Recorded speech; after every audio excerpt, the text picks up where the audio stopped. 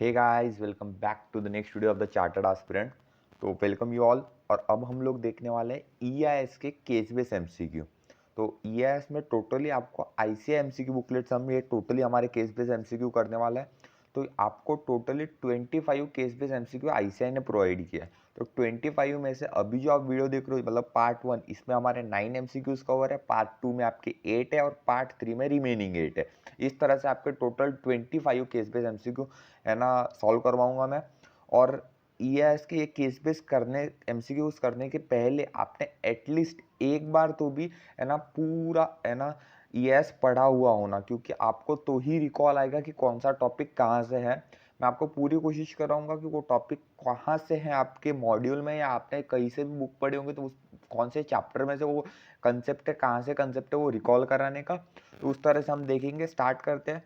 तो एसएम के अगर आपने एमसीक्यू बुकलेट किए होंगे तो एसएम के एमसीक्यू बुकलेट में ऐसा होता है कि आपको पूरा केस सिनेरियो पढ़ना पड़ता है। उसके बाद में आप कोई भी है ना एसएम का केस सिनेरियो सॉल्व कर सकते हैं। लेकिन ईएएस में ऐसा नहीं है। ईएएस में ऐसा है कि आप पहले क्वेश्चन देख सकते हो, क्वेश्चन देखिए, सीधा क्वेश्चन पे जाइए। अगर आपको डायरेक्टली सॉल्व करते आता है तो ठीक है। अगर आपको ऐसा लगता है कि नहीं हमको केस बेस में से इसका कुछ है ना पॉइंट देखना पड़ेगा, आप वो एक पर्टिकुलर पॉइंट उस केस में जाके देखिए। पूरा केस बेस पढ़ने की ज़रूरत नहीं है। इतना टाइम नहीं रहेगा कि पूरा केस बेस पढ़ोगे, उसको समझोगे, उसके बाद में सॉल्व करना है। इसलिए डायरेक्टली क्वेश्चन पे जाएंगे हम लोग और क्वेश्चन के बाद में उसमें जाएंगे। ठीक है, तो आ जाते हैं हम लोग केस बेस सिनेरियो नंबर 1 पे। मैंने ऑलरेडी हाईलाइट करके रखा है, आंसर को टिक नहीं किया है मैंने, ताकि आप लोगों को भी है ना समझ सको आप। तो एकदम फ्री होके बैठिए, देखिए क्वेश्चन है पूरा आपका। तो फर्स्ट स्टार्ट करते हैं हम। The company Ind milk dairy decided to have a database structure where each member of the district level cooperative society shall be part of the database defined as owner. Database structure सुनते बराबर आपको याद आना चाहिए कि database आपका chapter number 3 का concept है। Each owner record shall have images of their milk giving animal with the healthy cards. Identify the best database structure the company may use to store such complex data. ये बोलना चाहता है कि ऐसा database structure बताओ भैया जिसमें हम इमेजेस को स्टोर करें और कॉम्प्लेक्स डेटा को स्टोर करें। तो ऐसा डेटाबेस स्ट्रक्चर अगर आपने है ना चैप्टर नंबर 3 में स्टार्टिंग में आता है 8-10 पेजेस में डेटाबेस स्ट्रक्चर का कंसेप्ट, तो उसमें अगर देखा होगा तो ये आता है हमारा ऑब्जेक्ट ओरिएंटेड डेटाबेस मॉडल। ठीक है, तो ये आपको डेटाबेस में मिल जाएगा। तो इसका आंसर कौन सा है हमारा? सी। जस्ट अ मिनट, मैं सी गलत हो गया वहाँ पे, सी। नेक्स्ट हम लोग देखते हैं। The company individual dairy decided to have a system track its target on monthly basis. तो उनके जो भी मंथली बेसिस के टारगेट है वो ट्रैक करने का सिस्टम जो है, this can be achieve by using. ये किससे अचीव होगा ये पूछ रहे हैं। तो ये आपका कंसेप्ट है chapter number 2 I think. Management information system use करने से होता है ये चीज।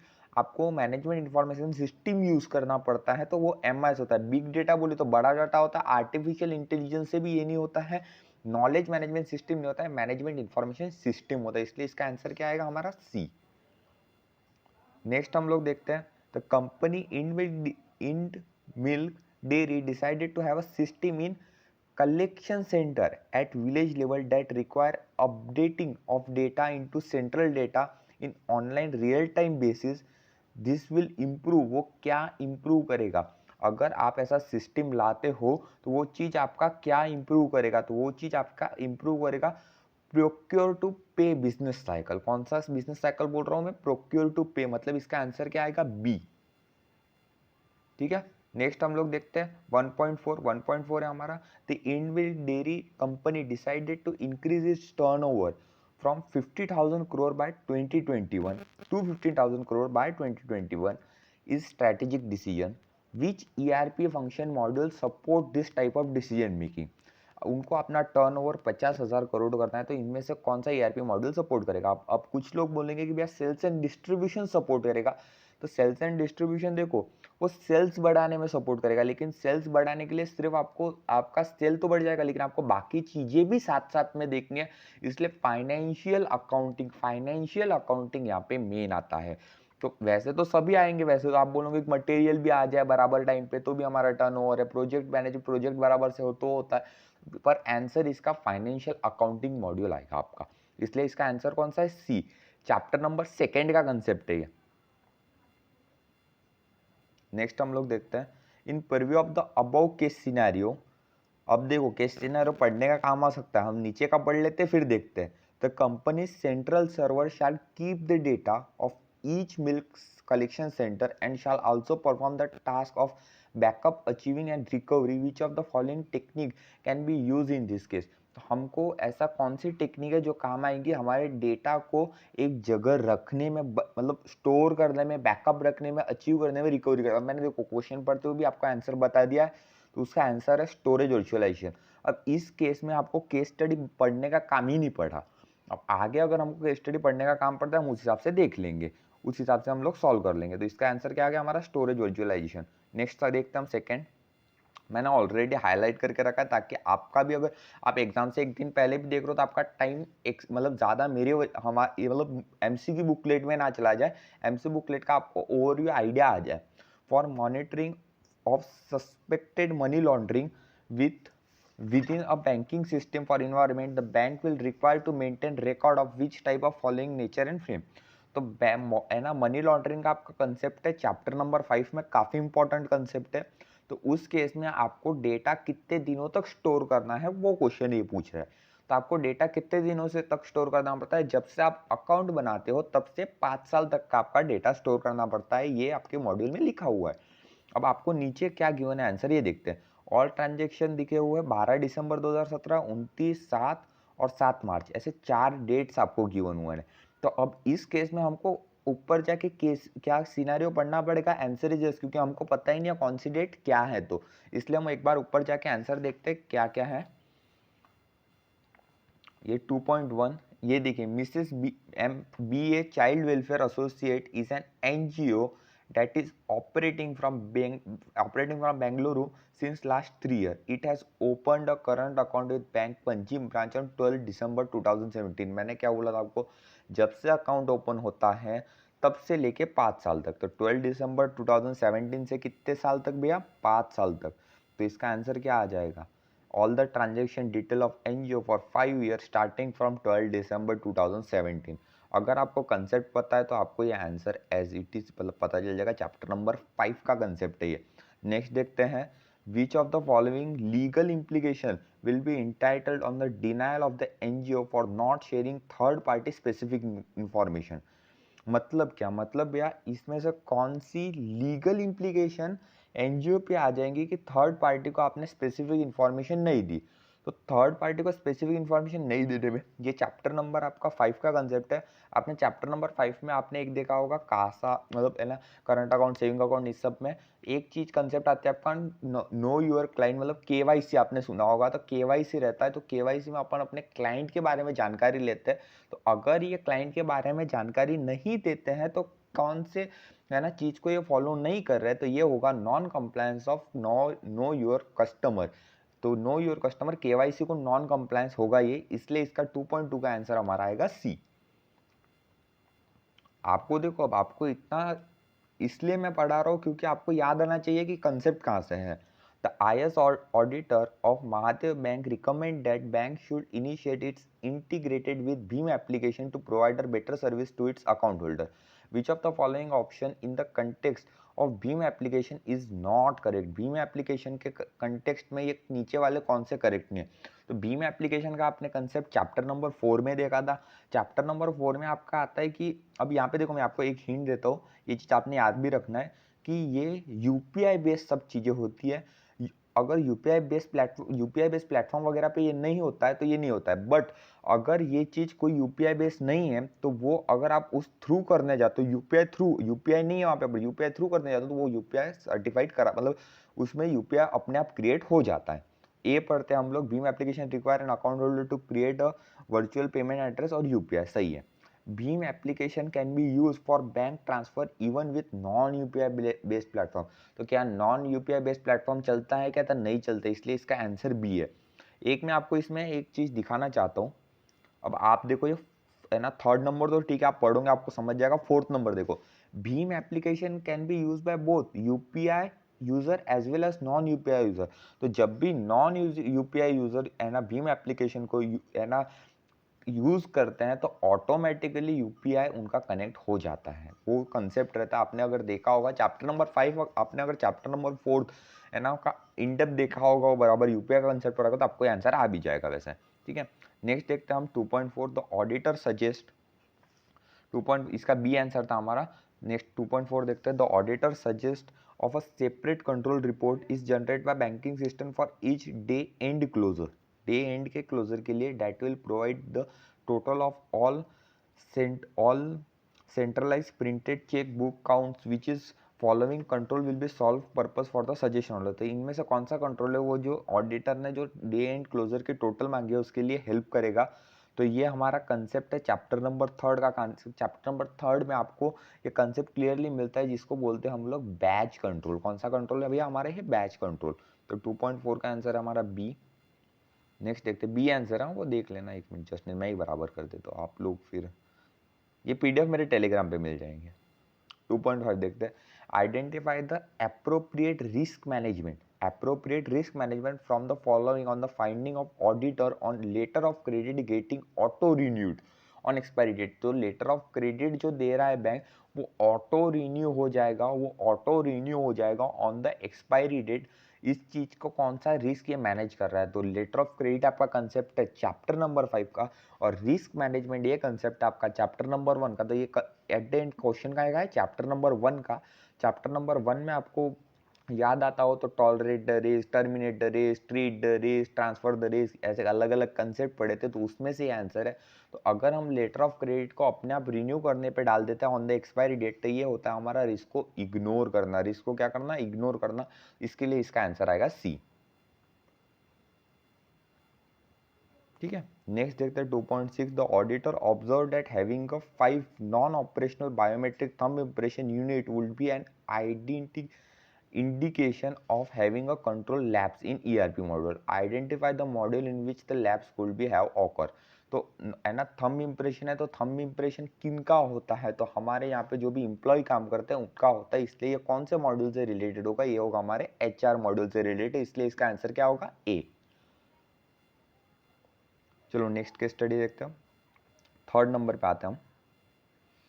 हाँ in purview of the above case scenario which of the following e market business model is implemented by management of KKLP। अब यहाँ पे हमको क्वेश्चन देखना पड़ेगा तो हाँ देखना पड़ेगा क्योंकि क्वेश्चन देंगे तो पता कैसे चलेगा।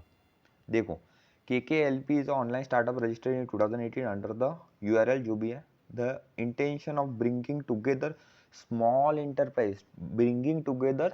Enterprise engage in scrap sale of core metal. तो वो छोटे छोटे इंटरप्राइज को साथ में लाता है। It generate ट्रेमेंडस response with although 5000 small vendor registered on site. आपने अगर चैप्टर नंबर 4 देखा होगा चैप्टर नंबर 4 में चैप्टर नंबर 4 में आपको बहुत सारे गिवन है ई शॉप ई वैसे अलग अलग गिवन है। तो वहाँ पे आपको ये कंसेप्ट गिवन है काफ़ी छोटे छोटे जो भी सेलर्स होते हैं उनको एग्रीगेट जब आप करते हो तो उनको बोलते हैं हम लोग बायर एग्रीगेटर। उनको क्या बोलते हैं हम लोग बायर एग्रीगेटर। तो इसका कंसेप्ट कौन सा होता है हमारा बी। 3.1 का आंसर क्या होगा मतलब बी।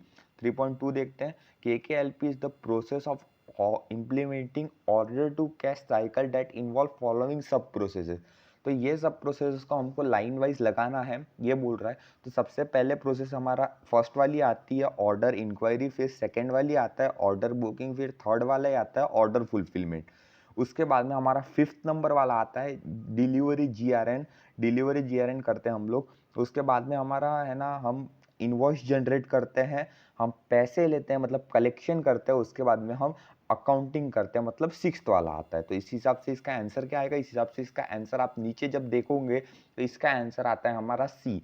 बट सी में एक एरर है यहाँ पे। तो एरर वो है कि इन्होंने सी में पहले 1 देखना चाहिए फिर 2 3 5 6 5 4 7 6 ऐसा, पर इन्होंने 1 देना भूल गए। तो सी में आप जब देखोगे तो एग्जाम में वो ऑब्वियसली करेक्ट होके आएगा, डोंट वरी। तो वहां पे आंसर सी है, ये चीज याद रखना है आपको सी। नेक्स्ट हम लोग देखते हैं 3.3 विच of the following clause will not part of KKLP service level agreement in case of सास। सर्विस लेवल एग्रीमेंट सास ये हमने क्लाउड कंप्यूटिंग में देखा था हमने चैप्टर नंबर 4 में। Model is provided by them cloud service provider. तो क्लाउड सर्विस प्रोवाइडर जो सर्विस देता है इसमें से ये कौन सा नहीं है सर्विस ये बोल रहा है वो, ठीक है। The responsibility of service provider is to maintain connectivity 24/7।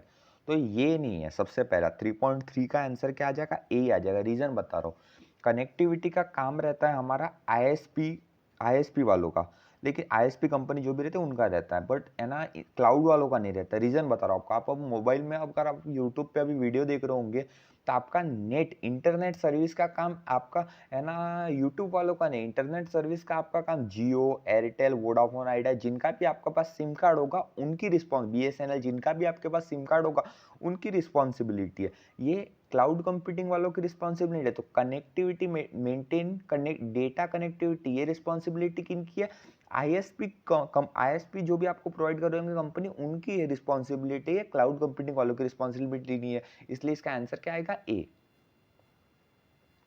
Next देखते 3.4, the management of KKLP require its manager to generate an exceptional report on daily basis for those vendor who have placed order in excess to their permissible account limit and to trigger a lock on their account for further operation, which can be unlocked only remitted fund extend to the excess limit.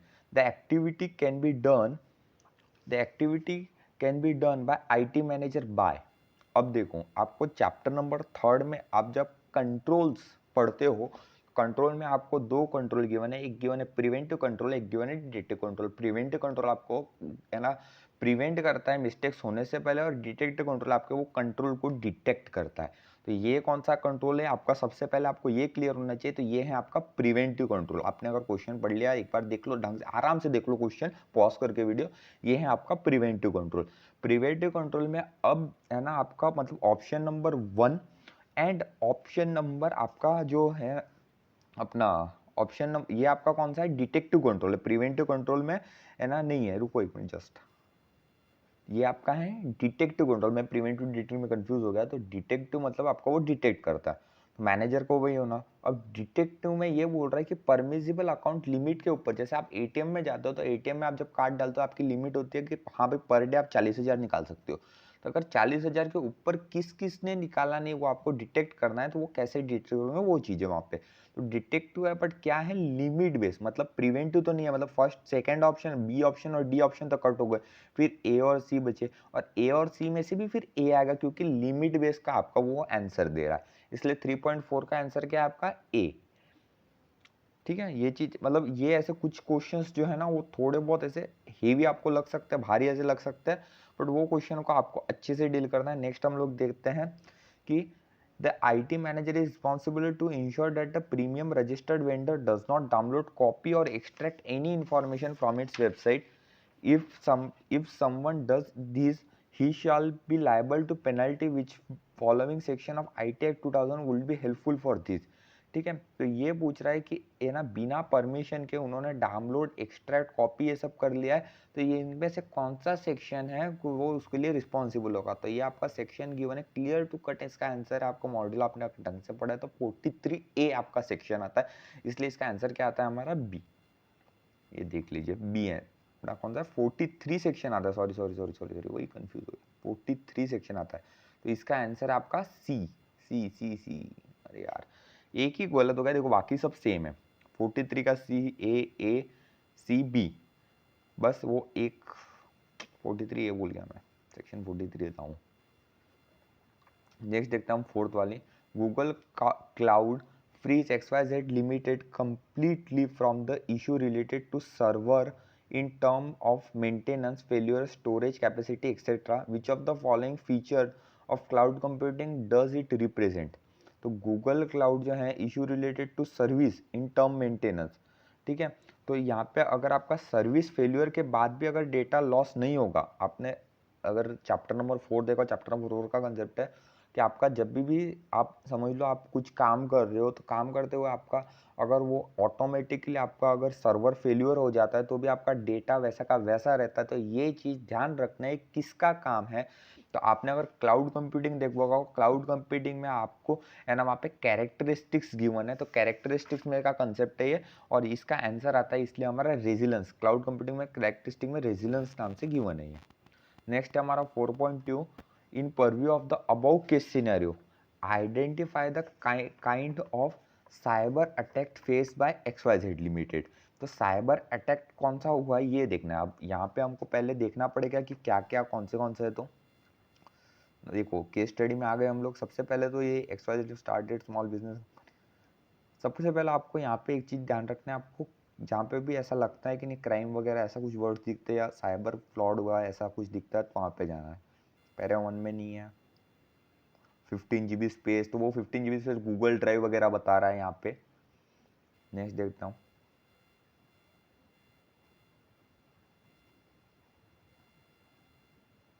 Next the IT में देखो, one day the IT manager of the company observed that while assessing the homepage of the company website, some pornographic content was display on home page।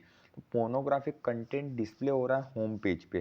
तो है ना, यहाँ पे जो ये content दिखाया जा रहा है क्या वो यूज़र के इच्छा से है, तो आंसर इज नो।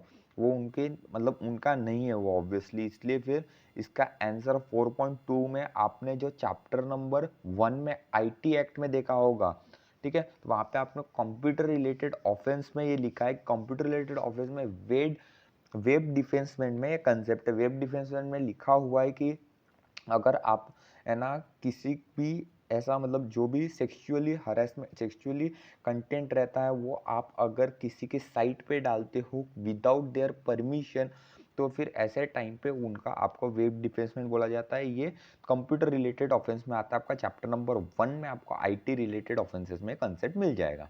नेक्स्ट हम लोग देख रहे हैं 4.3 according to the case scenario what could be the main objective of IS auditor has been appointed by XYZ limited. तो देखो यहाँ पे आपको सबसे पहले IS ऑडिटर ढूंढना है, तो IS ऑडिटर मैंने ढूंढ रखा। Company also appoint an IS auditor to ensure completeness accuracy validity of data. क्या बोल रहा है, कंप्लीटनेस एक्यूरेसी वैलिडिटी। तो आपको चैप्टर नंबर 1 में भी आपने ऑडिटर का देखा है, चैप्टर नंबर 5 में भी देखा है, चैप्टर नंबर 3 में भी देखा। तो IS auditor completeness accuracy validity data देख रहा है, मतलब वो क्या देख रहा है, डेटा की इंटीग्रिटी देख रहा है। क्या देख रहा है, डेटा की इंटीग्रिटी। डेटा की इंटीग्रिटी मतलब इसका आंसर क्या आ जाएगा, इसलिए हमारा डेटा इंटीग्रिटी। 4.3 का आंसर क्या आ जाएगा हमारा बी, डेटा इंटीग्रिटी। इसका ये था 4.3 का बी, डेटा इंटीग्रिटी। नेक्स्ट हम लोग देखते हैं 4.4 XYZ limited uses ERP system which integrate all module with financial accounting system of the organization, which of the following is not valid with the integration of module। तो इसमें से कौन सा point आपका वैलिड नहीं है ये पूछ रहा है। तो सबसे पहले आपको ये क्वेश्चन पढ़े बराबर ये याद आना चाहिए कि ये आपका कंसेप्ट है चैप्टर नंबर 2 का। अब नीचे पढ़ते हैं हम लोग कि सबसे पहले master data across with all Meta must be same. Master data same होना चाहिए क्योंकि सेंट्रल वाइज आपका डेटा रहेगा, पूरा सब डेटा वहाँ पे कीप होगा। And must be share with the other module wherever required. Common transaction must be share with other modules whether required. Common module share होना चाहिए। There is no need of separate voucher type. नहीं, voucher type separate होने चाहिए। Not valid बोल रहा है ना, तो नहीं, यहाँ पे सी आंसर आएगा। क्यों, क्योंकि वाउचर टाइप्स आपके सेपरेट होने चाहिए। वाउचर टाइप अगर सेम रहेंगे तो आप सोचो एसेट्स लाइबिलिटी सब एक जगह आ जाएंगे, इसलिए फिर वाउचर टाइप कैसे होना चाहिए, सेपरेट होना चाहिए। इसलिए इसका आंसर क्या आएगा हमारा सी। नेक्स्ट देखते हैं 4.5 in purview of the above case scenario under which section of the IT act 2000 mister A punishable. तो मिस्टर ए ने किया क्या है वो देखते हैं हम, उसके हिसाब से हम फिर आते हैं। तो मिस्टर ए देखिए, mister A a team member of IT department intentionally hosted the objectionable content of on the company website and also concealed some important information। ठीक है, तो ये मिस्टर ए, आपने सबसे पहले मिस्टर ए ढूंढना है आपको। उसके बाद में आप जब ये कंटेंट जो है ना देते हैं, तो चैप्टर नंबर 1 में आप जब है ना चैप्टर नंबर 1 में आपको मिलेगा ये सेक्शन नंबर इसका आता है 65। जब इंटेंशनली कोई डालता है तो उसके लिए हमारा आता है सेक्शन नंबर 5। और ये चैप्टर कौन सा हमारा, चैप्टर नंबर 1। तो इसलिए इसका 4.5 का आंसर हमारा आता है ए। 4.5 का हमारा आंसर आ गया ए। नेक्स्ट देखते हैं हम लोग फिफ्थ वाली, ये देखिए 4.5 ए। Which type of maintenance is done by PQR Limited while upgrading the OS Windows 7 to Windows 10। तो ये कौन से टाइप का अपग्रेडेशन कर रहे हैं ऑपरेटिंग सिस्टम का। तो ये अपने जब चेंज आ रहा है तो वो चेंज को एडॉप्ट कर रहे हैं, तो इसको बोलते हैं एडेप्टिव मेंटेनेंस। इसको क्या बोलते हैं? Adaptive maintenance. ये आपका आता है चैप्टर नंबर 3 में, कंसेप्ट आता है, कंट्रोल में है ये टॉपिक, ठीक है। इसका आंसर आता है हमारा सी। नेक्स्ट देखते हैं हम, to remain competitive in market, PQR Limited need to extract the relevant information regarding to purchase pattern and market trends from the huge data that is available for its competitor. It also helps PQR Limited to offer various discount and schemes. Which of the following methodology do data analysis can be used to identify such trend? तो उनको data को analysis करना है, तो वो कैसे करेंगे? तो सबसे पहले आपको ये चीज़ यहाँ पे समझना है कि यहाँ पे कौन से डेटा का एनालिसिस करना है? न्यूमेरिकल डेटा का एनालिसिस करना है। कौन से? Numerical data analysis. तो न्यूमेरिकल डेटा एनालिसिस आपका कौन से में आता है? क्वांटिटेटिव डेटा एनालिसिस में आता है। क्वांटिटेटिव डेटा एनालिसिस में आता है, इसलिए इसका आंसर क्या आता है हमारा? बी। ये आपका चैप्टर नंबर 2 में कंसेप्ट है। 5.3 देखते हैं, assume that you are appointed as a IS auditor of PQR Limited to review the security mechanism of the system. While performing your duty, at which level of the IS will you review the control to ensure that user can see only particular menu option according to job assign to them? तो जो जिनको job assign हुआ है वही काम वो है ना, वही चीज़ें वो देख सके, ये कौन से इसमें गिवन है? तो आपको चैप्टर नंबर 1 में 3 चीज़ें गिवन है, मास्टर, ट्रांजैक्शन एंड कन्फर्मेशन। तो उसमें से आपको है ना कन्फर्मेशन में आपको गिवन है कि आप है ना वही चीज़ देख सकते हो जो आपके लिए है ना यूज़र है ना उतना ही काम कर सकता है जितना उसको एक्सेस दिया जाए। तो उस हिसाब से इसका आंसर आता है हमारा डी। चैप्टर नंबर 1 में कंसेप्ट है मास्टर, ट्रांजैक्शन, कन्फर्मेशन, आपको तीनों गिवन है। In PQR Limited, the customer has been provided a membership number and mentorship card, and all purchase detail of the customer are recorded in database against the membership number. Identify the incorrect statement from the following that does not support the above comment. ठीक है, तो हमको indirect हम membership number provide कर रहे हैं, तो membership number provide करते हुए ऊपर में से कौन सा चीज़ गलत है, सबसे नीचे गिवन में से कौन सी चीज़ गलत है वो ढूंढना है हमको। सबसे पहले membership number is unique. Membership number करके आप यहाँ पे आपका एक चीज़ याद रख लो, आप ऐसा याद कर लो कि आपकी जो है ना एग्जाम्स में आपका ये आता है ना रोल नंबर, तो वो रोल नंबर देख लो आप लगे, तो membership number unique, roll number unique करना चाहिए, हाँ होना चाहिए। In company database membership number represent the primary key in the member table. तो ये चैप्टर नंबर 3 में आपने देखा होगा। चैप्टर नंबर 3 में आपका बोलते हैं कि प्राइमरी की और प्राइवेट की, आपको प्राइमरी की के बारे में गिवन है कि वो है ना प्राइमरी की है ताकि वो डुप्लीकेट ना हो, इसलिए होती है।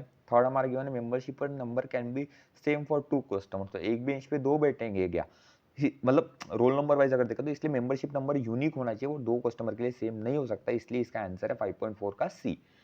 ये आपका कंसेप्ट वैसे चैप्टर नंबर 2 का है, प्राइमरी की उन्होंने चैप्टर नंबर 3 से डाल दिया है। 5.5 देखते हैं, according to case scenario which audit tool have been implemented by company to trap exceptional in the database management system। उनको एक्सेप्शनल डेटाबेस, तो आपने अगर चैप्टर नंबर 3 पढ़ा होगा तो टाइप्स ऑफ ऑडिट टूल्स वहाँ पे आपने पढ़ा होगा, तो वहाँ पे आपने पता होगा कि आपको ट्रैप करने के लिए है ना यूज़ करते हैं, हमारा टाइप ट्रैप करने के लिए यूज़ करते हैं हमारा वहाँ पे, जिसको हम लोग ट्रैप करने के लिए हमारे यूज़ करते हैं कंटिन्यूस एंड इंटरमीडिएट सिमुलेशन, ये यूज़ करते हैं हमारा कंटिन्यूस एंड इंटरमीडिएट है ना सिमुलेशन यूज़ करते हैं। ये आपका कंसेप्ट आपको बताऊँ मैं कहाँ पे मिलेगा, चैप्टर नंबर 2 में लास्ट में जब आप ऑडिट पढ़ोगे ना तो ऑडिट टूल्स में आपको ये कंसेप्ट मिल जाएगा। 5.5 का आंसर हमारा आता है इसलिए बी। ठीक है, तो मैंने सोचा था कि नहीं यार आप लोगों को ये वीडियोस जो है मैं है ना 3 पार्ट्स में दूंगा, बट अब मैं कर रहा हूँ कि 5 पार्ट में मैं दे दूंगा। 5 केस बेस रखते हैं हम, 5 पार्ट में हमारा हो जाएगा, डोंट वरी है ना, फटाफट में आपका निपटा देंगे। मिलते हैं नेक्स्ट वीडियो में।